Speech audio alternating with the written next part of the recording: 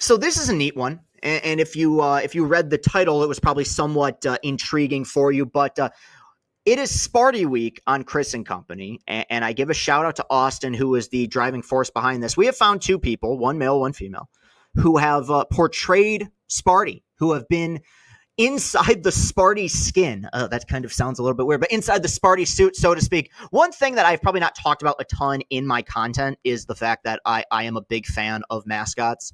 I have, for the better part of 6-7 years now, had a back and forth with the Cleveland Hot Dogs for the Cleveland Guardians. I love mascots, and I love the mystique that comes with mascots. And we have the opportunity to kind of go inside the suit, so to speak. So we have a two-part interview featuring two different interviews, one with Nicole Niemiec and the other with Jacob Lau. I have no idea why I've had so much trouble getting those names out. They're not difficult names, but I've been struggling with it lately. We are going to jump into those interviews. Nicole's will be first, and then we'll toss it over to Jacob for part two. But before we jump into it, if you're watching on YouTube, hit that like button, hit that subscribe button.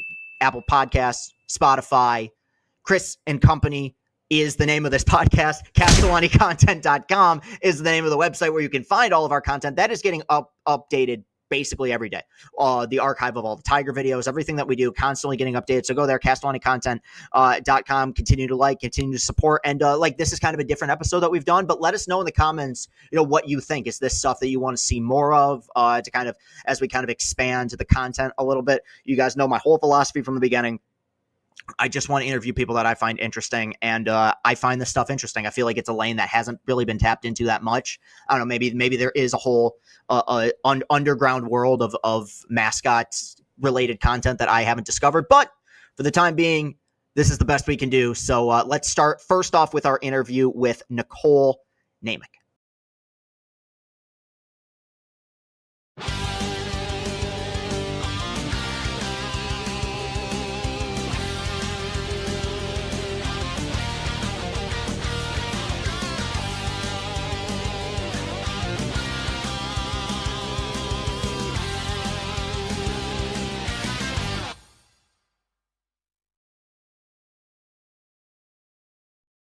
It is Sparty week, and we are joined first off by Nicole Niemiec, former Sparty, former Michigan State student.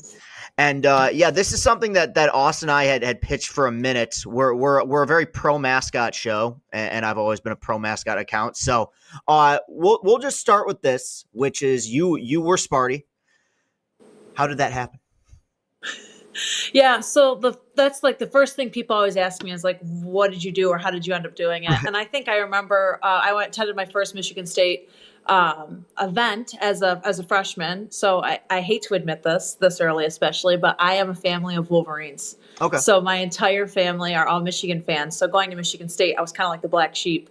And I remember going to my first event and seeing Sparty, and I was like, this guy's really cool. Yeah. And then seeing him at sporting events and games and like all the university events, he's hyping everyone up. He's got this great energy, personality. And I just thought, like, I could do that. Like how do you do that? And so from that point on, I started to kind of like get more involved with the program and find out where he was. And then, from there, then it became the rest of the trial process and all of that, which is more detailed. But at a high level, that was kind of how it started. Yeah. And that's the one thing I think Michigan and Michigan State fans can agree on is the fact that like there's no mascot rivalry. Michigan does not have an official mascot, and Sparty is like top tier. So that's always that there is always kind of a separation there. I think we can definitely agree on that. But you talk about like the audition process and everything. And before I jump into that, I'm curious as to like what the parameters are for like what they look at necessarily. And my theory has been. It's a lot of musical theater kids. Am I wrong with that, or were you a musical theater kid before the Sparty stuff, or not quite? So I am. So I think that's a fair assumption. However, I would say based on Sparty's personality, I don't think that's necessarily the case. At least I'm thinking of some of the alumni network I know. A lot of the time it's just like really, really big Michigan State fans, people that are very passionate about the university that can obviously kind of uphold to like character and making sure that there's a lot of other requirements in terms of like academics and again, being able to represent yourself. But then on top of that, it's these guys that can do one-handed push-ups and that, can have this big personality. And if you know Sparty's personality, there's a lot to it. He's got to be sometimes it's flirtatious, it's very fun, you kind of mischievous, you get into trouble. And so all of those aspects of his personality, a lot of, I would say, the squad members see in themselves. So we had, like this year, we had we have a reunion every 5 years. Nice. And so the whole alumni gets together, we go on the field, we have like events the day before. But when you're at that event, it is extremely obvious that everyone there played Sparty. It's different in the aspects of maybe, their jobs, their occupation, but like something goofy happens and everyone is doing something to try and take the spotlight or do the attention. So it's like, I don't necessarily know that they're all theater kids. That was definitely my story, my background. But again, like part of his personality is like, he's this guy, he's the big guy. It's like, he's got the big muscles and the personality and the swagger. And so it's the people that have those characteristics often go for the character as well. For sure. Yeah. I mean, it is, I'm just in general fascinated by acting in any sense, and whether that's Mascot life or like the theater or movies or anything, like the idea of inheriting another person's, or in this case, a mascot's like personality, I think is a really unique thing. And I do want to talk about kind of the challenges that come with it, but you brought up the audition process a minute ago. I mean, I guess, I don't know why. I just get this image of like, there's this underground world where people go and like they can audition to be like Sparty and everything. Because is it a publicized thing? Like when you go to audition to play Sparty, is it a line out the door and like half the people are kind of just screwing around and not taking it seriously, or is it one of those things where like, no, it's pretty organized and legit? Yeah, so I would say the entire Sparty mascot program is run very professionally. Like this brand has been built up by years of just really good, again, alumni that have done so much to preserve the character. And so I would say, and I'm obviously biased, but if you compare us to other collegiate mascot programs, I think Sparty is one of the top. So when you talk about the audition process, so the tryouts are, like if you follow Sparty on social media, you'll see flyers around campus that time of year saying, is this something you're interested in? And, is this something you'd want to do? But for you to actually try out in the suit takes a very long process. So, because I think a lot of times what might happen is there might be people there for the wrong reasons. Certain things happen, and it's just you can't have that type of exposure with, again, something like a brand that's as big as Sparty is. So the super secret tryout process, once you get through it, becomes like that. It feels like you're going to the CIA. It's like, don't tell anyone where you're going. You got to start practice lying, things like that. Like I'm making props for something and it's got to be super secretive and you can't tell your roommate kind of deal. But before that happens, there is character interviews in terms of like who you are. And a lot of the events you go to, you represent Michigan State University. So it's like it's like a job. You have to be extremely professional, on time. You have to plan. You have to be able to have all of these things juggling in the back of your mind. And so there's interviews, then there's other requirements. There's height requirements. There's certain capabilities you have to have. And so that gets evaluated beforehand too. And I'll also point out I was not tall enough for the height requirement. So I ended up having to wear shoes that were 3-inch lifts. So I made sure that when that part came, I was measured correctly. But then at that point, once you get to that final stage, I'll say, of like callbacks, if you will, if it's an audition or like that final round of the interview, that's when you have that specific number of people that do get to do that final tryout, which is actually being in suit. Yeah. And I've always kind of compared being a mascot weirdly to being like a silent film actor, because you have to emote and show a ton of personality, but you can't speak. And like, this is like, when you're a kid and you go to Chuck E. Cheese, the number one thing you try to do is like to get them to talk, just to annoy them, to see if they'll break character.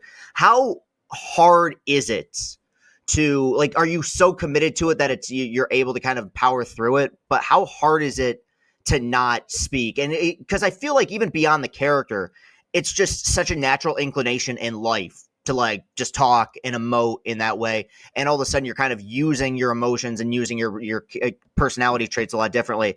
How much getting used to did that take?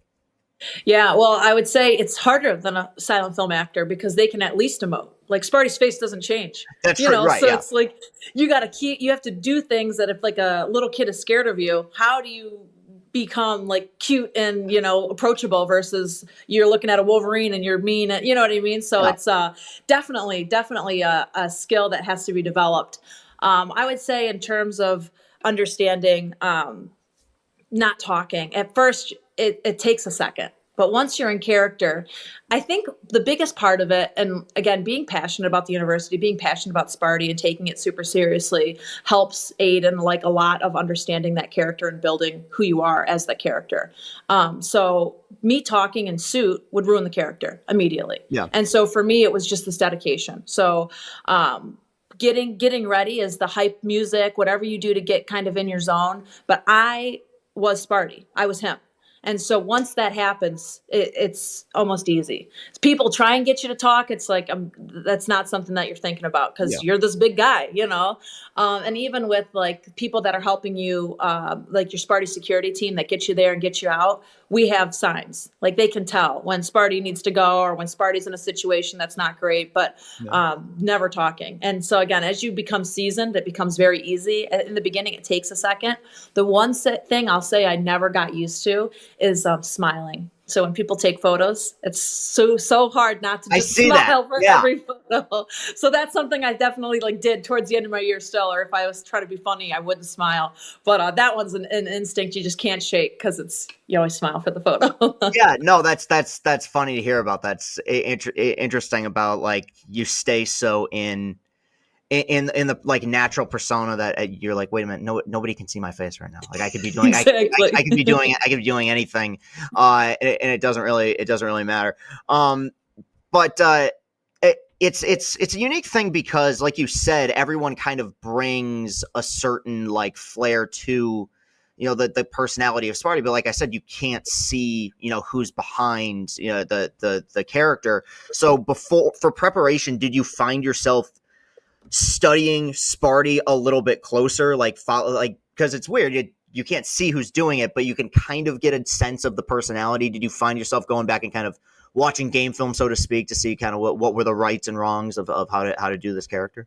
100%. So for me, I really wanted to have the best tryout I could. And a lot of the tryout process is improv. So it's like the biggest thing you can do with prepare is know the character. So I probably took it a little too far. I stalked him. So I'd find out what events he was going to. I'd go to the field hockey game. I'd go to the one cafeteria I knew he might have been at for some school event, and I'd study him. And so when you talk about Sparty's character, I mean, there are things that are extremely specific that any person looking at Sparty might not realize he's doing, but for someone that's performing, it's like that mannerism, you know, similar to any sort of mascot, Mickey Mouse or, you know, any of the other collegiate mascots. It's like they do things that are very specific to that character. So those are things I tried to pick up on by studying him. But another thing I did, and a lot of people might not know this, so Sparty, we always say, is the world's most famous mascot, and he's a national champion. So national champion for Sparty doesn't necessarily mean basketball or football, although we'll take those titles too. Yeah. But they have nationals every year. And so Sparty competed before I was trying out, like the years before, at nationals, which involves a skit. And it's Sparty's skit. So he puts it on. It's his character, the props, and again, the alumni Sparties that won this 2007, beyond that, or years before that, fantastic. And the biggest part of that is it really gets to see his character. Like they develop it in a situation that's unique to just Sparty. Like he's not on a sideline somewhere. So for me, I watched all of his national skits, and they're still on YouTube. If you go to Sparty's YouTube, they're a little bit far back, but you can see them. And again, it just gives you a sense of who Sparty is. He is flirtatious when he needs to be. He's in your face when he needs to be. He's approachable and sweet when he needs to be. And again, understanding those aspects of the character makes him whole. He's a person. He's not just, you know, the one guy on the sideline that flexes his muscles. There's much more to him than that. So it's a yearly thing that they actually compete against each other. And I mean, you just bring up skits. Is it like a form of sketch comedy competition, or is it kind of interpretive depending on the mascot? Yeah, kind of. So like they get judged based on, and you know, the criteria changes every year, and it's been years since I've been involved in the process. But you know, you have music and there's props, and so there's jokes set up through the props, and again, it's like a story, beginning, middle, and end. I would say if you're familiar with like other mascots, like MLB mascots, or even Gritty, you know, like some of the stuff you might see where it's set up, or Benny the Bull or whatever. It's things like that where it's situational, but also what would Sparty do? And so, again, a lot of what he did for nationals was just telling who he was, his character. So, yeah. If you had the opportunity to play another mascot or perform as another mascot, who's one that you would choose? Ooh, that's so tough. That's such a good There's question. a lot. Yeah. If you can't just narrow it down to one, I totally understand. But Well, it's interesting because like I have this admiration for these mischievous characters. I don't know why. I don't think it's my personality, but it might be. So you talk about Rocky for the Denver Nuggets. I mentioned Gritty, and then like Benny the Bull too. A lot of those characters are super fun because they get to kind of mess with people. Like if like I think Gritty was streaking, like that's not appropriate at all, and yet everyone's laughing and like they let it happen. Or Benny the Bull is like pieing someone in the face. So it's like I definitely am drawn to some of those aspects, but then also I do like the characters that have really good costumes and their emote is great. And so I'll say like one of my personal favorites, which is just kind of like a unsung hero, is Clark the Cub. I think he's really cute. The Cubs have such a big history in Chicago, and so that's like another one that I think it would be a good one because it's a little bit different than Sparty, but at the same time, just be able to have fun. And some of the facts that are behind the scenes are very punny. I like that. So Clark the Cub catches barehanded. yeah. He's a Cub, Yeah. No, I mean, dude, I annoy the shit out of people with puns all the time on my Twitter. So it's I respect. No, that's one of the reasons why I'm a big fan of mascots, generally speaking. I love it. Do you remember what your first event was at Sparty? So my first event technically was probably an event that was like in the union. It was a very close event because in the beginning it's very much training. So it's on the job training. So it's this fine line between let you go out there and do it, but also you have to represent the brand. I'll say like one of my first official events was a women's basketball game. And it was so much fun. It was so overwhelming. And it's one of those times where you really understand being a mascot, you're always on.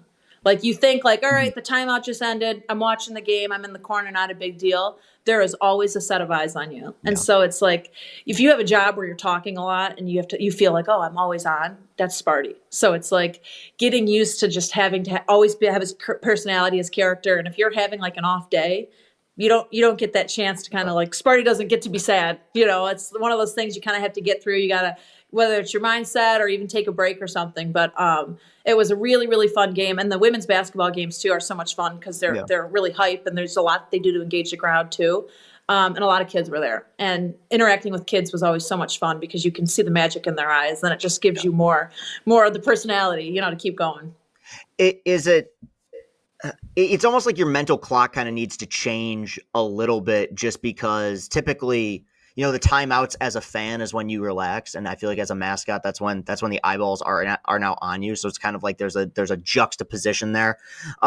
People hear all the time, especially when it comes to, more so outdoor events, but like how physically exhausting playing a mascot can be. And it's like, are those theories accurate? Like, is it something where you're sweating like crazy and by the time the game's over, like you're just ready to get out of that thing? Yeah. So I actually, the current squad, like the current people that are working with Sparty's team right now actually had a partnership with the kinesiology department. Okay. And they did an entire analysis on the students that were in suit. So heart rate monitors, what was happening, what their body was going through. So I'll actually see if I can get that to you just so you can have and share out. But it is very strenuous. I mean, as a baseline, the suit is hotter than obviously what normal people are. I think they said it like 10 degrees, 20 degrees, something like that. But also it's heavy. It's a heavy suit. So I remember some of my favorite events, like one of my favorite events I did was the Big Ten 10K. I don't know if you're familiar with that event. Yeah. So an amazing event. But the first year when I did it, it was 2 miles to the start line. So before I was even in character, before I was even on to be at the event I needed to be, I had to walk 2 miles in suit, in character, with, thousands of Big Ten fans trying to get selfies, trying to interact. So events like that are really, really difficult. Oh, I don't know if I did that. Sorry. No, that happens to me. I don't know. For people watching on YouTube, there's this, I will explain this because I get messages about that. A thumbs up, like little bubble just popped up onto your screen. And I have done live streams. I've done interviews. I've done random videos where they pop up. I have tried to figure out what the explanation is for that. I think it's a Mac related thing. It is. It's an Apple. I think it's like if you do a thumbs up, it does it. But of course it does. Yeah, but I don't know what mode to go to turn that off. So visual bit maybe for the radio, but for the people watching on YouTube, you're totally fine. Continue. Awesome. So yeah, but events like that is like really difficult, especially as you get to the end, because you have to start like when you're first doing these events, you're like, oh, I could go easy. I could go another 45 minutes, no problem. But Yeah. then understanding that you end and then you still have to be in character to walk back that mile, 2 miles, whatever it is. And I also will say, since then, some of those events, like the program does a really good job protecting the students portraying the mascot. And so there's rules now. So you can only book Sparty for so many events, like so long. We used to do parades. Now I'm not sure that we do like things like that. That just makes sense. Like it hurts at the time when you want Sparty somewhere, but it makes sense when you understand how difficult it is for someone to be able to do that event. Let's say you were doing, and I'm sure that this has happened, obviously, in Michigan State, but let's say that you were doing, a big game, whether it's football, basketball, or, regardless, any sport, and, it results in a huge Spartan dub, right? Is there, by the time it's time to, like, hit up East Lansing and party, are you too physically exhausted to go out and do it? Or is there a period where you can kind of, wear off for a little bit and then you got that second win? Yeah, it's hard because again, the personality, you're like Yeah. the guy that does everything. So by the time you get back, you're like, you still feel like you're Sparty. You're like, I need to go out and celebrate. And so for me, it was always, I was late. I was always there, but I was late. And so one of the things as being the mascot, you can't tell anyone, obviously. So until you graduate, you wear the boots at graduation. So I was a really good liar, which is fantastic. I just developed that skill a lot in college. But so my friends would be like, we're going to the bar. Where are you? And it was like, oh, I'm late at work. I'll be there soon. But my problem is like a female, I had really long hair. And if I was really sweaty, it would just be drenched. Yeah. So I'd show up to the bar looking absolutely disgusting. And people would kind of like look and they didn't care. And I was just there. So it was like, I always made it. It probably wasn't in the condition that my friends were in. But you make it out, after the event for sure. But before you graduated, did your family know you were Sparty? Yeah, so I did have to tell my family, which at the time I was not sure because my dad is extremely proud. And so that was difficult for him not to tell people, like on Facebook. I was like, you cannot post a photo of Sparty, I'm like, where's Nicole? We can't be doing that. But they did know just because I'd be traveling a lot. So I'd be across the country doing a commercial shoot, or I traveled to the PK80 and Miss Thanksgiving, which is something that was really fun. But again, like if they didn't know, it would have been difficult logistics. But I mean, like my senior year, I lived in a house with 6 girls and my roommates didn't know at all. So it's things like that where they're like, what are you doing? Work? Okay, whatever. You'd be surprised at how easy it is to deflect. I use my humor to deflect too. So sometimes it's like they laugh at the joke and then they forget why they asked. So, but yeah, my family did know. When you finally broke the news, was there anybody who was like, oh, I knew the whole time or suspected it? Towards the end, I think people started to kind of pick up on it because like you get into that like May time frame where you're about to announce, you're a couple weeks out. So you start like, I was always hanging out with Sparty though. I was driving the cart sometimes and you'd see him and they're like, what is Nicole doing with Sparty? So I think some of that, definitely people towards the end, but a lot of people were so surprised. And I think it's difficult too, being a female. I was the second female. There's only been 3 ever. It's hard. Yeah, it's hard because people don't see it. And it's just because he's such a big, boisterous character that, and you referred to theater before, and that was, for me, easy. It was super easy to pick up a character, but for a lot of people, it's difficult to kind of switch that mindset. Sorry. No. But so for me, it was like I'd go to an event before, and I'd walk in with before I had done the event, and people would ask like, "Oh, when is he coming?" You know what I mean? Like it would literally be the day of or at the event. I'm the only person there and they still wouldn't believe it's me, which is fine. It's fun because you get to surprise people. But for me, a lot of the surprises happened because, again, they just didn't think that it was something that people did. So, yeah, it's the bizarrely, like if I did it, the lying part of it would be the most that would be the most fun because then I'd feel like Peter Parker. I'd be like, it really is like that separation of like, I gotta go change the outfit. Where have you been? Oh man, I was just running late. Like that was, I feel like that probably helps like add to the persona or the mystique to a certain extent. I saw recently on social media, you had a child, which congratulations. And thank you. Yeah. And I was thinking about this because you hear, the horror stories of like, there's a sick kid in Disney and they go through the back rooms and they see like Mickey Mouse is taking his head off and they're like traumatized for life. Is there a point where you like are gonna feel comfortable telling him like, yeah, you know what, I was Sparty? Is it gonna be an early thing, or is there fear of like, I don't want it to be like telling him Santa Claus isn't real type of thing?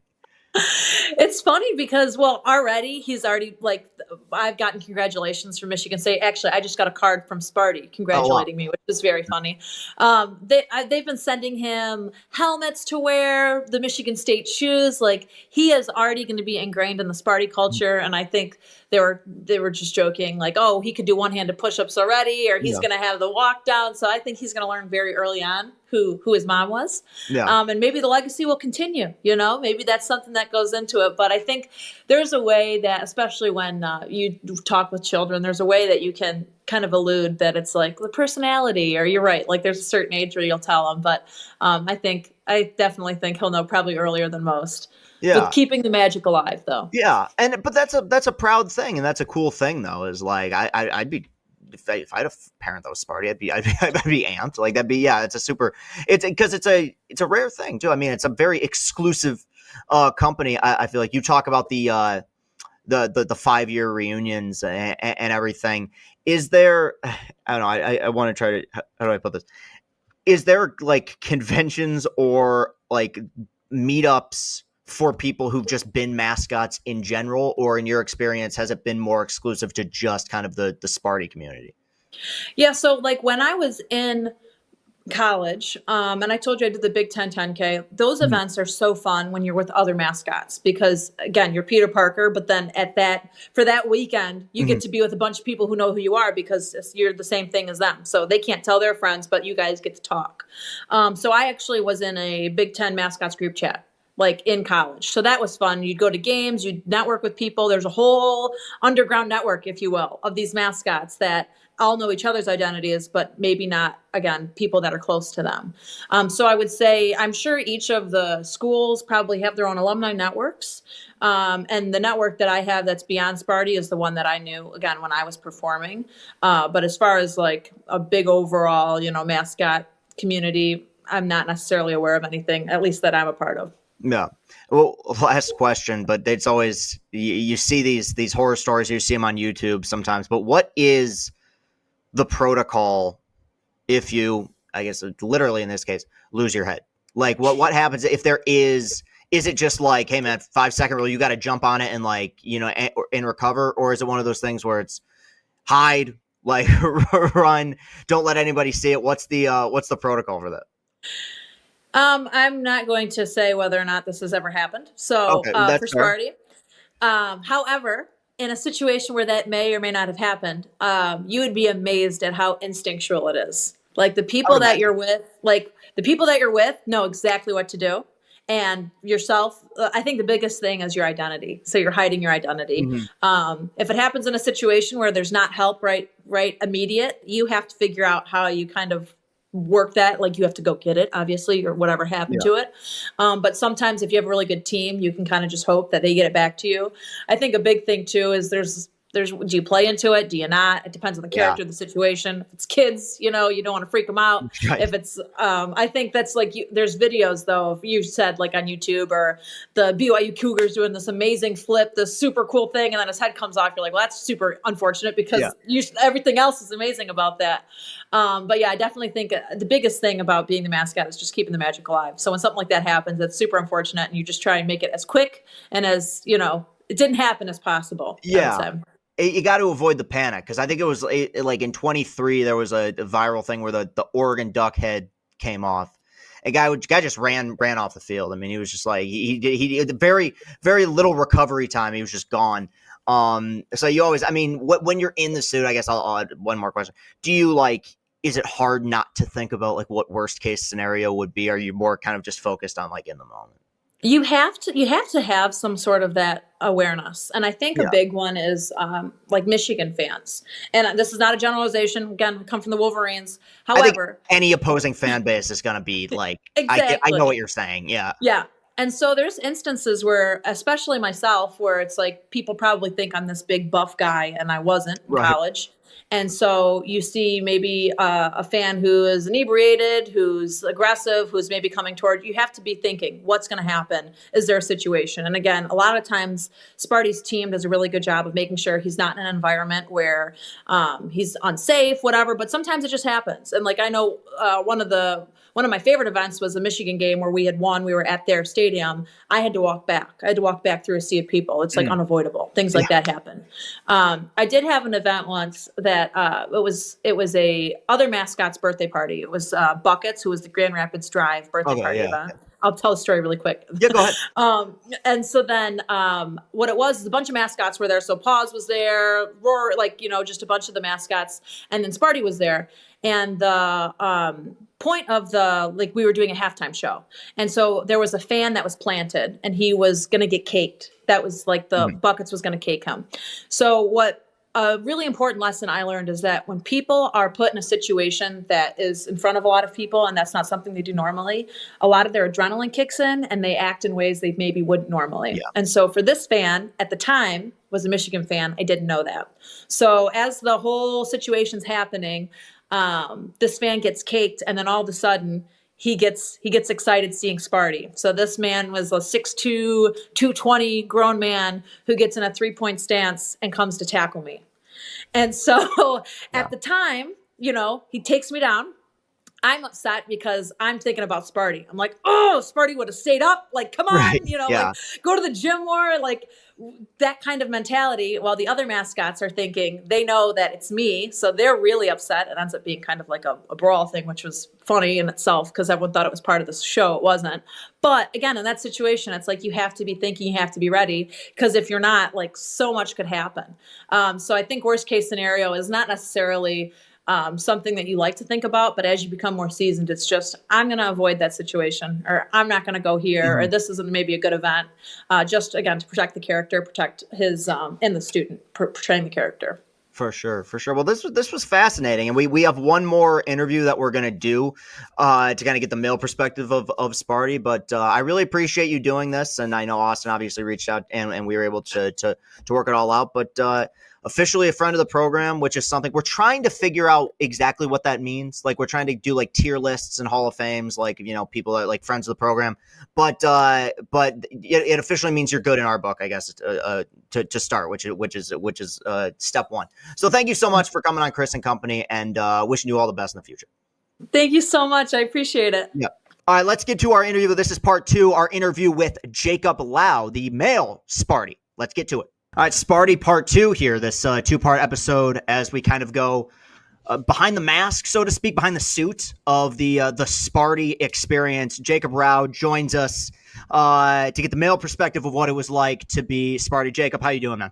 I'm doing good. How about you? I'm hanging in there, man. I appreciate you doing this. And this is, we wrapped up our interview with Nicole. And so it gives me an opportunity to kind of maybe piggyback on some things that I already learned about this. But I guess to kind of jump into it right away. First off, when did you attend Michigan State? So I was there from 2018 until December of 2022. And in the time in which you are a student there, like how many people are Sparty? Is there just one designated Sparty over the course of several years, or are there like multiple people that share that role? Well, what did Nicole tell you? She didn't. I didn't ask that to Nicole. So, yeah, so because I honestly didn't think about it until just recently, until afterwards. Okay, so it can be a lot, or it can be a few. The most we ever had on at once was 12, because that was when I was first coming. We had 4 coming on, and we had another 4 leaving. So it was a big transition period. Those 4 that were leaving did a lot of the training for us and kind of had us do a lot of smaller events that they might have not wanted to do, that kind of thing. Yeah. Yeah. Yeah, I asked Nicole this, but I figured I'd ask you. Were you a theater kid in high school? I was not. No. Okay, yeah, she was. So I'm always kind of curious, is like how did this thing come into your life? Where did that kind of itch come from to maybe try this out? So weirdly enough, my sister's now fiance was Sparty before me. I remember Hmm. finding out I was at one of my high school track meets, and I saw his post go up. It was the rare occasion that I checked Facebook when I was pretty younger, Yeah. and he had his video and his message of, "Oh, thank you, it's been such a great experience." Blah blah blah. I was like, "Oh, that's pretty cool." I went around showing all my buddies. Then I think it was my freshman year, move-in weekend. Um, my I saw an ad for the tryouts, and my sister said, "Oh, that'd be cool. Like maybe you should check that out." Like Cam did it; he had so much fun, and I kind of sat on it because I wasn't as outgoing, I would say. When I was first starting, I was pretty kept to myself, and I ended up deciding to do it because student tickets are expensive. Could be But yeah. and not really, but uh, it was just something kind of out of my comfort zone that I thought like I could try. It would be fun if I did get it. I knew I'm kind of under height for what they're Hmm. typically looking for. So I was like, yeah, I can try it anyways, and here we are. You talk about it's an interesting thing you bring up about maybe being, a little bit reserved kind of coming into it. Does being behind, because a lot of actors kind of speak about this, does being behind the suit allow for you to kind of have a certain freedom as an individual that maybe you wouldn't have if you knew that people were looking directly at you and like at your face? Oh, absolutely, yeah. I remember one of our little training sessions, we were just kind of getting started, was talking a little bit about the character, and just kind of how when you're doing this, you can do stuff that you wouldn't normally do if you were just a person. So I remember we went out training that day, and another one of our people just we went to a cafeteria across the street, and they were just behind the counter trying to serve people, do all the dishes and that kind of thing because nobody's gonna tell you no. Um, and it is a lot easier to be like, oh, nobody can see my face. I can do whatever, and nobody's gonna pin it back on me. That kind of thing. Was it more or less? I guess we'll just start with the audition process. Was it more or less physically demanding than you expected it to be? The training process, yes, because they do a fitness exam. So it's like I think it's running far as you can in 10 minutes, and then they have you do a wall squat after. I don't know what it looks like now, but that's kind of what it was for me. And I remember going between sprints. I think it was probably like a 30-yard there and back sprint, and then I'd get back. I'm just huffing and puffing, and then the interviewer's like, "Oh, hey, recite as much of the fight song as you know." And I'm just on the banks of the Red Cedar. I'm just slogging through it. They'll come back. Oh, name 10 buildings on campus. Live Wow. down in Brody, which is like 7 buildings, I think. So I Yeah. just start hammering all those, and then they just go, not in Brody. I was like, oh, brother. Was when you audition, is it an individual thing or is it like a team? Like I think of it like the military. Like is it a group like thing together or are they monitoring you specifically over an extended period of time? On your final tryout day, everybody's together because you're doing your skit and stuff. And then before that, no. It used to be group interviews. We moved into one-on-ones. Mhm. Well, it wasn't really a group interview. It was more of a carousel interview, if you Mhm. would. So we're just traveling between all these different rooms, different groups of people. And then I didn't meet any of the other people trying out until that final day. Hmm. So then you find out that obviously you've got it, and kind of changes a lot of things because it is a big commitment. Was there any trepidation to a certain extent? Because look, they always talk about you're only in college once. It's kind of the only time you get finite amount of time. Was there any part of you that was fearful about the stuff that you might miss out on having committed to this? A little bit. There were some things that I kind of missed out on. I remember very specifically the day. Who was the USA playing? There was an earlier USA World Cup game, Mm. and I remember I had an event that morning. I was super bummed out. All my buddies went to the bar, and I had to just go meet him. I think I met him in extra time or after the game was done or something. I was just like, oh, I missed it. And they were sitting there telling, dude, it was electric when we tied it up. And Yeah. they ended up ending like 4-2 or something. But it was, so it's just those kind of things. It's littler things. I wouldn't quite say it's missing out on the student experience at all, At what? because you are, what was that? Sorry. No, I was just thinking. At what point did you realize did you know coming in that you weren't going to be allowed to tell people? Yes, they make that pretty clear to you. I think in the "Hey, you got it" email, it says, "Hey, you can't tell anybody." Nobody really doesn't tell anybody, Yeah. because I got that email and I started running through that. I was on Thanksgiving break and all my family was home. I started running through. I was like, I got it. Yeah, Nicole made it pretty clear that she told her family, but that the people she lived with did not know. And I think that, like, to me, like that. Maybe this is just like how my brain works. That adds to the mystique. Like I brought up to her, that's like being Peter Parker, because it's like you have your kind of superhero persona. Was there anybody in the time in which you were there that suspected that you were Sparty? So funny enough about that, I kind of spoiled it a little bit for my friends.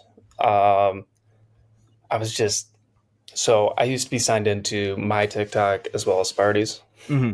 Oh, okay. And sometimes I would scroll the For You thinking, oh, this is mine. And one day I hit the copy and sent it to like a group chat with my friends. And one of them just texts back and says, hey, why does this say got sent by Sparty? Me and my roommates who did know, we just sat in the hallway for probably 30 minutes just going, oh God, what do I tell them? Oh no. And eventually I just came to the conclusion, oh, I work at the office and I help with their socials sometimes. Yeah, it has to be so much harder in the age of social media, because you're right, like that's just a common thing of just having that second account, or even if you work socials for somebody, that like you're not spoiling it purposefully, but there's just so many different ways in which you can kind of give away information like that. What was, in the time in which you worked, really trying to keep it a secret, what was your like go-to excuse for when people ask, dude, where were you today? Let me pull it out of my bag. Oh, I work at the alumni office. We just kind of do like fundraising at football games, basketball games. So like on game day, I'm at or around the stadium from 9-10 onward until probably an hour after the game. And it's not bad. That works. I mean, I think you kind of realize like sometimes how little people are paying attention to that stuff, where it's just like because you probably get like that paranoid idea in your head of like, man, people are going to be, starting to follow. And then after a while, it's just like second nature. It's like, I'm just kind of going about life. I didn't really ask Nicole about this that much, but she did talk about the experience at road games, because obviously, any sort of, going on the road in the Big Ten or just in college sports is kind of wild. But I think especially in the Mascot world, I would almost argue that for opposing fans, there's like this bizarre level of catharsis, because like you can shit talk the players, but like they're also human beings that can talk back, and like they're also probably like 3 times your size. Whereas with a mascot, there's like you're not going into the stands to fight anybody, right? So like, what was in your experience like the toughest road environment that you went to in the time in which you were Sparty? Okay, so for that level of aggression, sure, yeah. Weirdly, I don't think anybody would expect it. I had the worst thing said to me at Indiana by far. Was it basketball? No, for football. Really? Oh, really? Okay. It was before Signetti too. So they were bad. But it was their homecoming. It was pretty packed. I remember I had to walk by their student section. It's weird. It was student section, little alley for us to walk between our team. So we were taking our sideline, but it's by their student section, which goes to field level, which was crazy. I didn't know that still existed anywhere. And that was some stuff I would not repeat, especially on the internet. But from all out noise, I know you're not going to like this. It's Ohio State. I would imagine. Yeah. It's horrifying. It's awesome. it's really cool. Yeah. Like I was amazed. It's an NFL stadium on crack. It's nuts. Yeah. It's yeah.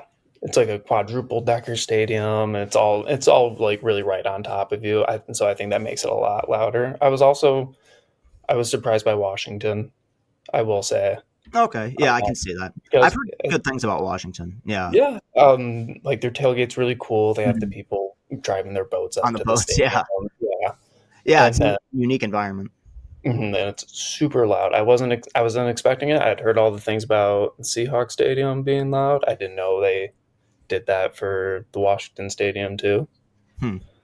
Yeah, yeah. Then Washington, maybe it's just an underrated sports state because you're right. They have 12th man in Seattle, and I know they haven't had a basketball team for a while, but and the Mhm. Mariners obviously do well.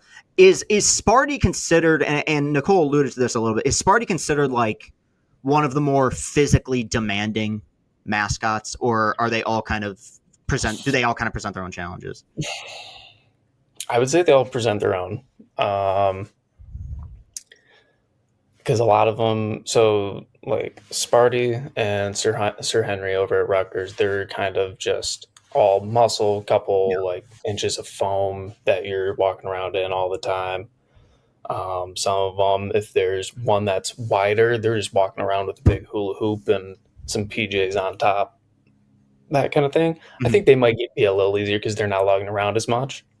But I think last I remember, our suits are 40 pounds before any, that's pre sweat. So you're lugging around a good chunk. I'd say the head's probably 15, 20 pounds as well. Yeah, and outside especially, it's got to be brutal, right? I mean, I guess it's something we take for granted just watching it, but yeah, Oh, yeah. is that again? I don't know how comparative it is to other mascots, but do you know like any famous like what the highest like weight that a mascot has, like in terms of like which one is considered to be the most physically strenuous? I would guess we'd probably be that around the heaviest. I'd say like us, Really? Tommy Trojan, Sir Henry, all those. If you see them wearing, if they're wearing a goose suit, they're Oh, going through yeah. it. But what are your thoughts on it? Something that you see, I don't think you really see it in the pros necessarily, but you see it in college. What are your thoughts on like human mascots, like what Notre Dame has, or like USC kind of has something? I don't know if it's mascots, but they have the people dressed like Trojans, or West Yeah, Virginia yeah, has it. that on the Yeah, come chariot. yeah, or like in West Virginia has it. Like it's a unique thing. I like the mystique of mascots. Is there Mhm. is there a weird divide? Like, do people who dress in the suits like look down on the people who actually like have to like are the human mascots, so to speak? No, because I would argue being the human mascot might be substantially harder Could be, yeah, because of that. Your face is their reasoning. Like if yeah, I don't know how to put that one. I would say they might be better than us sometimes because of that shit talking factor of you're just saying that to my face because I look like a regular person. I'm down on field level. You know I can't react to you. But I mean, it's just as hard. I met a few of them. I met a couple of the Notre Dame Leprechauns, and like they were good. They were. I mean, they are like so just outspoken because that is what they are trained to do yeah, is be an awesome representative for Notre Dame. So it's a little bit apples to oranges, I would say. It's yeah. when we're talking the animals, I'm not as big on them, but That's fair. Yeah, I think the Big Ten specifically has the best like assortment because there's not maybe it's because there's not as many animals. Like what's the Purdue Pete at or is that what is Purdue Pete? I think yeah, the at Mhm. Boilermaker Pete. It was just a weirdo, and then there's Yep. the Rutgers one. Yeah, no, there's some fun ones. When you are done as a student, is the door completely closed on ever returning as Sparty, or are there ways to get kind of back into the swing of things if you wanted to? No. Once you wear the boots, Done. you're done. Yeah. or wear them for graduation. You're done. We do. I mean, we have a Facebook group that's usually fairly active, and like everybody kind of stays in contact, but it's the end of the road when you graduate. Yeah. Have you ever had any desire to be another mascot? I've considered it because I know, what is it? I think it's the Denver Nuggets mascot that rumoredly makes $250,000 a year or something. I don't believe it, but doing something like that would be a lot of fun. It's a big commitment, especially if you, because I remember thinking about, oh, dude, what if I could be paused one day? And then I thought, oh my God, 80 games of 9 full innings of baseball. Whew. Yeah, it's probably easier now than it's ever been, solely because of the pace of play rules, and it's still really difficult. I mean, the games are shorter, but I know that would be 2.5 hours now, as opposed to like back in the day when I could just pull up to the park and I was there for 4.5, 5 hours. Like, yeah, that would not be. Whew. It does probably make life a little bit easier on the mascot, so I can't imagine easy. Oh yeah, by any means. So what now that you've graduated, like what did you officially graduate in from MSU? I graduated with a degree in kinesiology, and I'm now actually in PT school at U of M Flint, physical therapy. Cool. Sorry, yeah. So complete heel turn. I know. For sure. Well, that's a diverse portfolio, though, my friend. I think that's a good way to go about it. Do you put the Sparty stuff? I'm serious. Do you actually put this on a resume, like that? Yeah, I was gonna say, like that's that again, like kind of adding to the flair of the profile, so to speak. All over my school applications. Appearances at over, I think it was 320 events or something like that. Volunteer work, considering community events, private events, school functions, all those. Yeah, no, that's a way to go, and it's definitely a resume builder. I'm sure, like that's one of the first things people ask about the second they look at the resume too. Is like, sweet. Last question for you here: if you could be, and you brought up Pause, so we'll exclude Pause because he's more Michigan related. If you had the opportunity to be one other mascot for whether once or just over an extended period of time, which one do you think would be the most fun? That's an awesome question. I'm always jealous of the Oregon Duck. Yeah. Always. Great socials content. Always a good football team. And clearly lots of fun in between, just being able to do tons and tons of different events, lots of commercials, that kind of thing. Yeah. Second place, I would put Blooper. Yeah, Blooper's a good one. Yeah, and that was actually, and for people who don't know, Blooper's for the Braves is a famous one. Yeah, yes. But it's that. I guess I'll ask one more, which is I feel like in the last decade or so, the mascots have taken on an even greater life because of the role of social media, and the fact that I think really, I'm not going to say it started with this, but I think there's probably more people right now that know Gritty the mascot than are aware of the Philadelphia Flyers. Like he takes on this life of its own. Does it? And obviously we talked earlier about kind of the, going back and forth on socials and kind of keeping it a secret, but does it enhance the experience knowing that the job kind of doesn't end once you're done at an event, that there is stuff that's posted on social media and that videos can go viral? Does that make it more fun?